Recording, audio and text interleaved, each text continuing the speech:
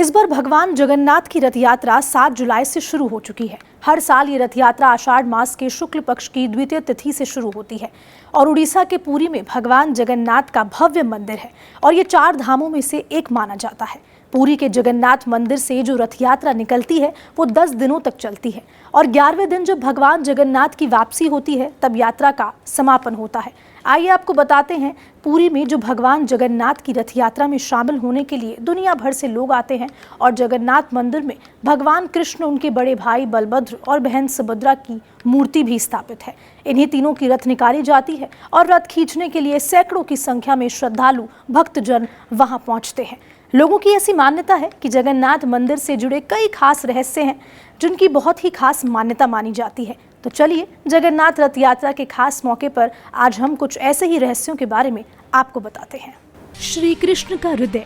मान्यता है कि जब भगवान श्री कृष्ण ने अपना देह त्याग दिया और उनका अंतिम संस्कार किया गया तो शरीर के एक हिस्से को छोड़कर उनकी पूरी देह पंचतत्व में विलीन हो गई। मान्यता ये भी है कि भगवान श्री कृष्ण का हृदय एक जिंदा इंसान की तरह ही धड़कता रहा। कहते हैं कि वो दिल आज भी सुरक्षित है और भगवान जगन्नाथ की लकड़ी की मूर्ति के अंदर है।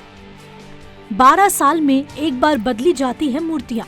मंदिर में हर 12 साल में एक बार भगवान जगन्नाथ समेत तीनों की मूर्तियों को बदला जाता है, जिसके बाद वहां काष्ठ की नई मूर्तियों को स्थापित किया जाता है।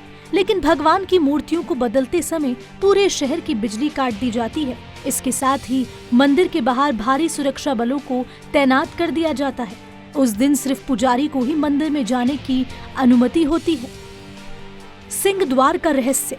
जगन्नाथपुरी मंदिर समंदर किनारे पर स्थित है। मंदिर में एक सिंह द्वार भी है। कहा जाता है कि जब तक सिंह द्वार में कदम अंदर नहीं जाता तब तक समंदर की लहरों की आवाज सुनाई देती है, लेकिन जैसे ही सिंह द्वार के अंदर कदम जाता है लहरों की आवाज गुम हो जाती है। इसी तरह सिंह द्वार से निकलते वक्त वापसी में जैसे ही पहला कदम बाहर निकलता है समंदर की लहरों की आवाज फिर आने लगती है। ये भी कहा जाता है कि सिंह द्वार में कदम रखने से पहले आसपास जलाई जाने वाली चिताओं की गंध भी आती है, लेकिन जैसे ही कदम सिंह द्वार के अंदर जाता है ये गंध भी खत्म हो जाती है। सिंह द्वार के ये रहस्य भी अब तक रहस्य ही बने हैं। एक रोचक तथ्य ये भी है कि मंदिर के ऊपर कोई पक्षी नहीं उड़ता और न ही बैठा हुआ दिखाई देता है।